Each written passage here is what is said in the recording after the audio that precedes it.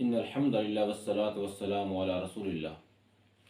آج ہم مسح سے متعلق سیکھیں گے کہ مسح کیا ہے، مسح کا معنی کیا ہے۔ مسح کا مطلب ہے کہ جسم کے وہ اعضاء جن پر وضو کیا جاتا ہے، ان اعضاء کو اپنی سہولت کے لیے دھونے کی بجائے اپنا ہاتھ گیلا کر کے ان پر پھیر دینے کو مسح کہتے ہیں۔ مسح کیا کیوں جاتا ہے؟ اللہ کے نبی صلی اللہ علیہ وسلم کا ارشاد ہے کہ اللہ تعالیٰ جس طرح یہ ناپسند کرتے ہیں کہ اللہ تعالیٰ کے احکامات کی نافرمانی کی جائے، اسی طرح اللہ تعالیٰ یہ پسند فرماتے ہیں کہ اللہ تعالیٰ کی دی ہوئی سہولتیں، دی ہوئی آسانیوں کو استعمال کیا جائے۔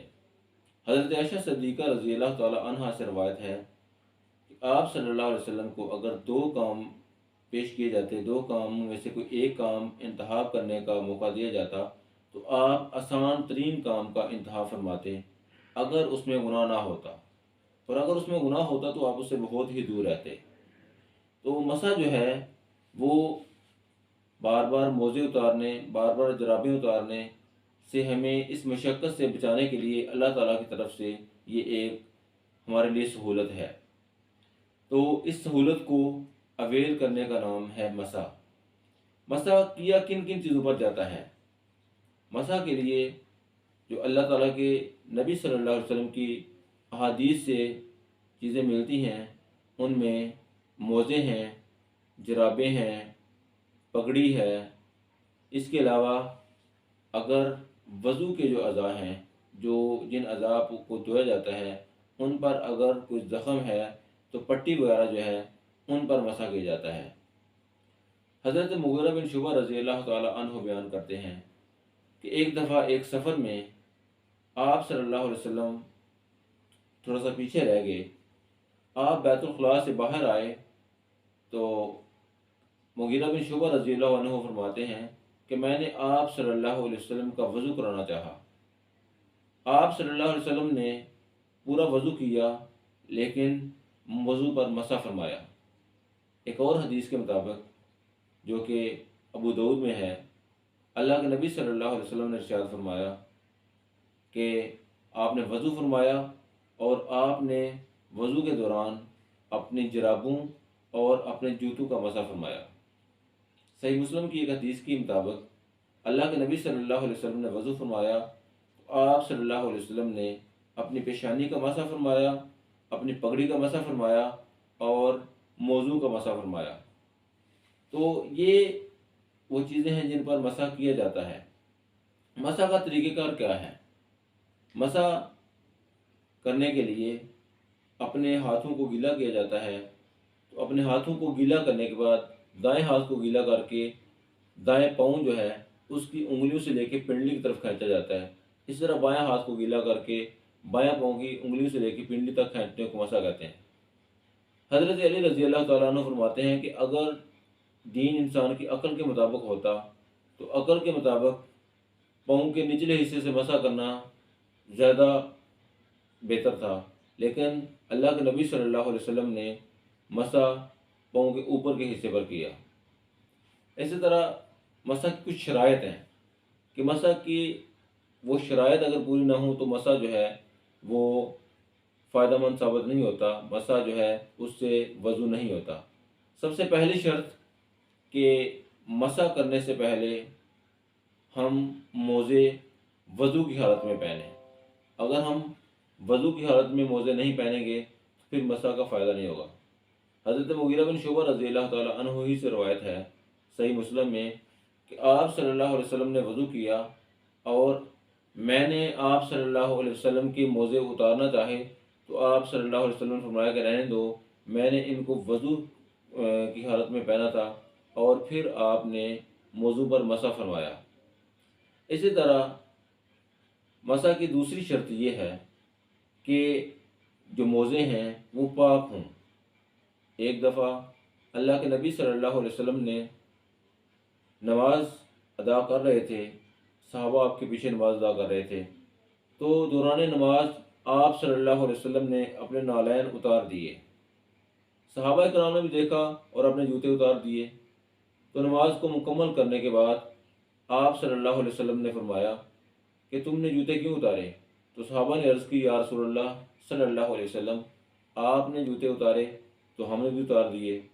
تو آپ صلی اللہ علیہ وسلم نے ارشاد فرمایا کہ نماز کے دوران مجھے جبریل نے بتایا تھا کہ میرے پاؤں کے نیچے گندگی لگی ہوئی تھی۔ اس روایت سے پتہ چلتا ہے کہ موزے، جرابیں جو ہیں ان کو، یا جوتے جو ہیں ان پر مسح ان کی پاکی کی حالت میں کیا جاتا ہے۔ اسی طرح جو ایک شرط ہے مسح کی کہ موزے جو ہیں وہ ٹہنوں کو ڈانپے ہوئے ہوں۔ اگر ٹہنے ننگے ہیں تو پھر مسح نہیں ہوتا، کیونکہ بیک وقت مسح اور دھونے والا دو کام نہیں ہو سکتے، یا دھویا جاتا ہے پاؤں کو یا مسح کیا جاتا ہے۔ اگر ٹہنے ننگے ہوں تو وضو میں ان کو دھونا لازمی ہے، اور اگر ٹہنے ننگے ہیں اور پاؤں جو ہے ان پہ موزہ ہے تو پھر پاؤں پہ مسح کر کے ٹہنوں کو دھویا نہیں جا سکتا۔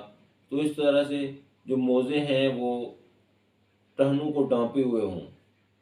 مسح کی چوتھی شرط یہ ہے کہ جو موزے ہیں وہ حلال چیز کے ہوں۔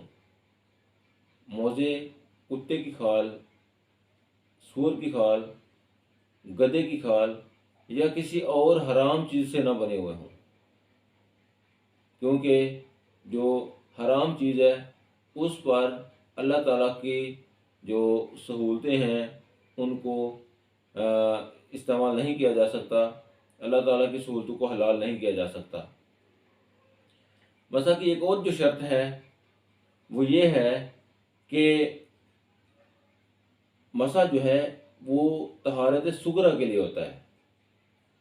اللہ کے نبی صلی اللہ علیہ وسلم سے پوچھا گیا کہ یا رسول اللہ صلی اللہ علیہ وسلم مسح کی مدت کیا ہے؟